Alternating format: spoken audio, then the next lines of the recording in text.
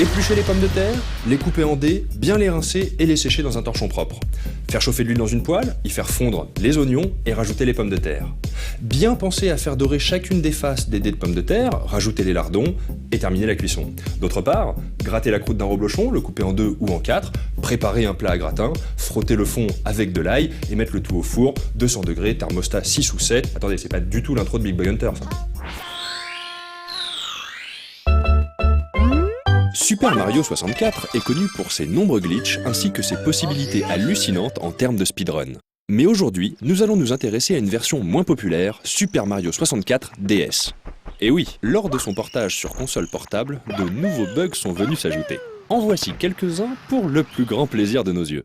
À l'extérieur du château, pour commencer, vous pouvez sortir de la map en vous agrippant à cet arbre le plus près possible du sol. Avec un saut plongeant bien placé, vous allez l'attraper sous le niveau du sol et son tronc vous mènera alors vers l'extérieur de la map. L'eau s'étend à l'infini et vous pouvez nager aussi loin que vous le désirez. Notez juste que si vous sautez, l'eau va disparaître et vous tomberez dans le vide pour finalement être remis dans la map. Voici un bug qui devrait ravir les amateurs de sensations fortes. Dans le premier monde du jeu, entrez dans le canon situé au milieu du champ de bataille. Visez exactement comme montré à l'image. Le positionnement est très précis. Tirez et Mario va violemment entrer en collision avec la barrière. Le jeu va, pour une raison obscure, vous téléporter des centaines de mètres plus haut. Vous assistez alors à la chute vertigineuse de Mario, mais rassurez-vous, il a les jambes solides le plombier, et il encaissera le choc sans trop broncher.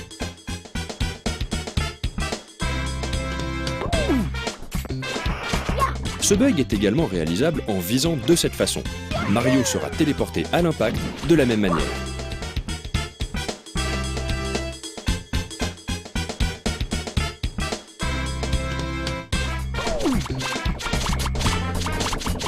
Dans le monde 3, c'est Wario qui va faire des siennes.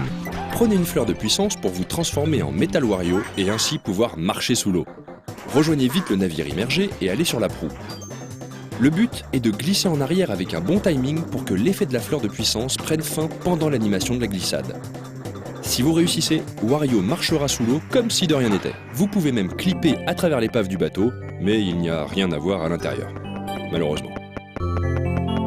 Dans le plat à gratin, versez une couche de pommes de terre au lardon et recouvrir avec la moitié du reblochon, puis remettre des pommes de terre. Terminez avec la fin du reblochon, croûte vers les pommes de terre et laissez cuire une vingtaine de minutes. Bien surveiller le reblochon pour être sûr qu'il ne rentre pas trop de gras. Oui non mais je sais, ça n'a rien à voir, mais vu que j'avais commencé, je me suis dit que ça pourrait toujours vous intéresser d'avoir la recette de la tartiflette. Et puisque l'on parle de clip, voici comment sortir de la map dans le monde 11 avec Luigi. Placez le bloc contre le mur en laissant un très léger espace sur la gauche. Faites monter l'eau et revenez sur le dessus du bloc. Mettez-vous bien dans l'angle et jouez avec la caméra interne.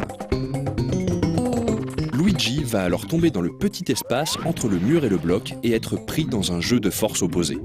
Luigi va finir par passer à travers le mur et vous voici en dehors de la map. Eh oui, l'eau est toujours plus bleue out of bound. Ce que je viens de dire n'a aucun sens. Dans la caverne brumeuse, il existe carrément un moyen de faire sortir uniquement la caméra en dehors de la map. Prenez cet ascenseur et passez en vue interne tout en restant collé au mur. La caméra va alors lentement s'éloigner pour vous montrer le jeu sous un angle plutôt original. Useless, certes, mais fun. Et pour finir, voici comment mettre votre DS complètement à genoux. Un bug permet en effet de dupliquer votre casquette à l'infini dans le monde 10. Pour cela, montez au sommet du bonhomme de neige géant. Faites-vous éjecter par le souffle de ce dernier et vous allez perdre votre casquette. Prenez la caisse en bois et dégommez le petit bonhomme de neige qui s'est approprié votre casquette. Refaites l'opération.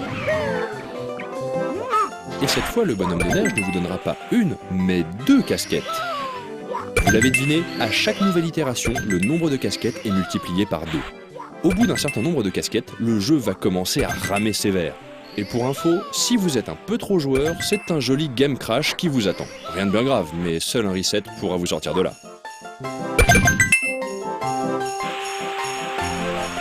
Voilà, merci donc à mon collègue Merlin pour ce bug et n'hésitez pas à faire comme lui et à m'en envoyer à mon adresse perso, juste là.